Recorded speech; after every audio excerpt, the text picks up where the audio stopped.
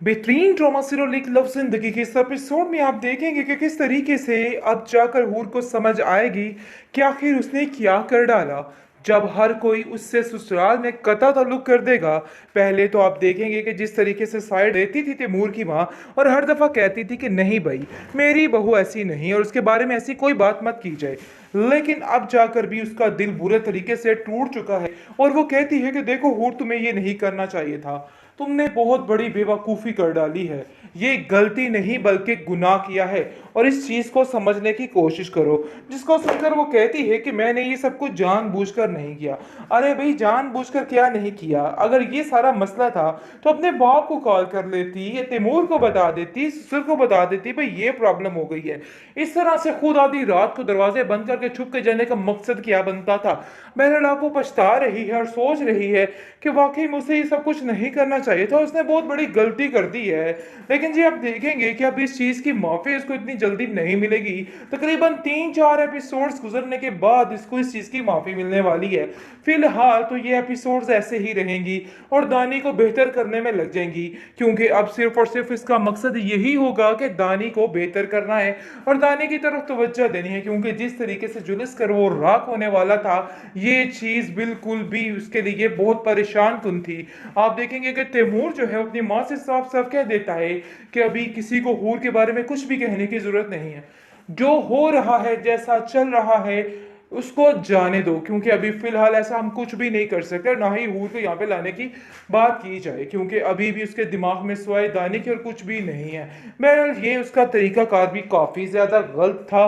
अब जाकर उसको भी इन सब चीज़ों का अंदाज़ा हो जाएगा। लेकिन दानी भी काफ़ी परेशान हो चुका है कि उसकी बहन का फिर से वही हाल हो रहा है और वही से सारा चक्कर हो रहा है। उसकी परेशानी में इजाफा होता जा रहा है और वो कहता है कि देखो हूर, पहले भी तुम मेरी वजह से इस तरीके से फंसी थी और अब दोबारा से वही तमाशा हो गया। मैं आखिर क्या करूं और तुम्हारे लिए क्या कर सकता हूं? बहरहाल हूर कहती है कि जो होना था सो हो गया। अब इन बातों को लेके दोबारा बार बार रिपीट करने का, खींचने का कोई भी फायदा नहीं है। तो इसलिए बेहतर यही है कि अभी बिल्कुल खामोश किया गलती जाए। को गलती मानना शुरू कर देते तो आज नौबत जहाँ तक ना पहुँचती। इन दोनों माँ बेटियों ने उसको इतना सर पे चढ़ा रखा था कि उसकी हर गलती पर पर्दा डाला था, जिसकी वजह से नतीजा आज सारे भुगत रहे हैं और सबको अंदाज़ा हो रहा है कि आखिर ये सब कुछ क्या हो गया है। बहरहाल आप देखेंगे दानी को अब जाकर इन सब चीज़ों का काफ़ी अच्छे तरीके से अंदाज़ा हो चुका है और वो कहता है कि मैं जानता हूँ कि जो भी नुकसान हुआ है सब हूर का मेरी वजह से हुआ है, लेकिन आखिर मैं क्या करता। मुझे ऐसा लग रहा था कि हूर के अलावा मेरी कोई कॉल नहीं उठाएगा, जिसकी वजह से मैंने सिर्फ फूल को कॉल की और मैं किसी को कॉल नहीं करना चाहता था। उसकी माँ कहती है कि बेटा तुम मुझे कॉल करते, मैं ज़रूर तुम्हारे पास पहुँचती। बहरहाल जी आप देखेंगे कि इसकी माँ ने भी कोई हाल नहीं छोड़ा हूर का, बल्कि हूर की तबाही में 100%, 100 में से 99% हिस्सा इसकी माँ का है, क्योंकि इसकी माँ ने हमेशा उसको गलत शय दी और अपना ही सोचा और अपने बेटे का सोचा। कभी भी अपनी बेटी के बारे में नहीं सोचा कि उसके घर को कैसे बचाया जा सकता है और क्या किया जा सकता है। यहाँ पर हूर की माँ की बहुत बड़ी गलती थी जो अब उसके सामने आ गई है। ये औरत ही इस टाइप की है कि इसको कोई भी ठीक नहीं रख सकता है। हारिस अब सारी चीज़ों का गुनाह जो है, हर चीज़ का इसके ऊपर डाल रहा है और कह रहा है कि तुम्हारी वजह से ये सब कुछ हुआ है। बहरहाल वाकई ये हकीकत है, लेकिन दानी को अपनी गलतियों का अब एहसास हो चुका है और वो कहता है कि मुझे समझ नहीं आ रही कि आखिर मैं क्या करूं, किस तरीके से ये सारी चीज़ें पूरी करूं। मैं खुद बहुत परेशान हूं हूर के लिए। तैमूर का बाप अपनी बहन से कहता है कि मुझे लगता है कि हमें हूर के साथ ऐसा नहीं करना चाहिए था। जो हुआ सो हुआ, मैं मानता हूँ कि उसकी गलती थी, लेकिन हमें उसको उसके घर इस तरीके से नहीं भेजना चाहिए था। जिस पर तैमूर की माँ कहती है कि आखिर बर्दाश्त की भी कोई हद होती है।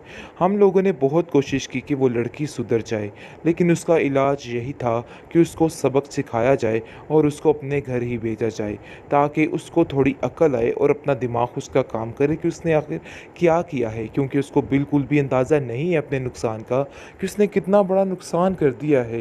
लेकिन जी आप देखेंगे कि अब जाकर हूर को वाकई में अकल आने आने वाली है, क्योंकि हूर को किसी और को बताना चाहिए था कि दानी की ये हालत है और दानी के साथ ये सब कुछ हुआ है। ये खुद माँ बन के हर चीज़ में आगे घुस जाती है, जिसकी वजह से सारे काम ख़राब हो जाते हैं। इसको ये हरकतें नहीं करनी चाहिए थी। इसको तैमूर ने अगर मना किया था तो इसको नहीं जाना चाहिए था कहीं भी। ये बात तैमूर से भी तो कर सकती थी, अपनी माँ से भी तो कर सकती थी, भई यहाँ पे जाइए तैमूर इस हाल में है। लेकिन नहीं जी, इसने खुद अंदर जाना था और नंबर लेने थे।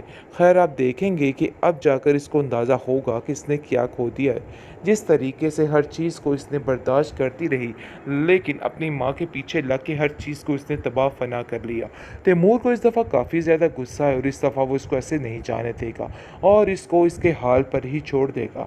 इसका इलाज भी यही है, इसके साथ एक दफ़ा ऐसा होना चाहिए ताकि इसकी अक्ल ठिकाने आए कि ये जो कुछ कर रही है ना, बिल्कुल गलत कर रही है और ऐसा करना इसका बनता नहीं था जी। आप देखेंगे कि दानी जो है उसकी हालत बुरी हो चुकी है और दिन ब दिन ज़्यादा बुराई की तरफ आती जा रही है।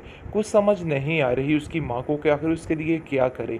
लेकिन उसका बाप इस बात को बड़े अच्छे तरीके से समझ रहा है कि हूर की जो लाइफ को सारी डिस्ट्रॉय हुई है, सारा कुछ दानी का किया धरा है और वो कहता है अपने बेटे से कि तुम्हारी बहन का सारा नुकसान तुम्हारी वजह से हुआ और ये बात तुम बड़े अच्छे तरीके से जानते हो। तुमने कभी भी उसके लिए खैर की कोई चीज़ नहीं की है। मुझे तुम पे बहुत ज़्यादा अफ़सोस है तुमने जो कुछ किया है। जिस पर हूर कहती है कि अरे भई उसका क्या कसूर है? अभी भी हूर की ज़ुबान पे यही उल्टा लफ्ज़ है, उसका क्या कसूर है? उसकी गलती को गलती मानना शुरू कर देते तो आज नौबत जहाँ तक ना पहुँचती। इन दोनों माँ बेटियों ने उसको इतना सर पे चढ़ा रखा था कि उसकी हर गलती पर पर्दा डाला था, जिसकी वजह से नतीजा आज सारे भुगत रहे हैं और सबको अंदाज़ा हो रहा है कि आखिर ये सब कुछ क्या हो गया है। बहरहाल आप देखेंगे दानी को अब जाकर इन सब चीज़ों का काफ़ी अच्छे तरीके से अंदाज़ा हो चुका है और वो कहता है कि मैं जानता हूँ कि जो भी नुकसान हुआ है सब हूर का मेरी वजह से हुआ है, लेकिन आखिर मैं क्या करता। मुझे ऐसा लग रहा था कि हूर के अलावा मेरी कोई कॉल नहीं उठाएगा, जिसकी वजह से मैंने सिर्फ फूल को कॉल की और मैं किसी को कॉल नहीं करना चाहता था। उसकी माँ कहती है कि बेटा तुम मुझे कॉल करते, मैं ज़रूर तुम्हारे पास पहुँचती।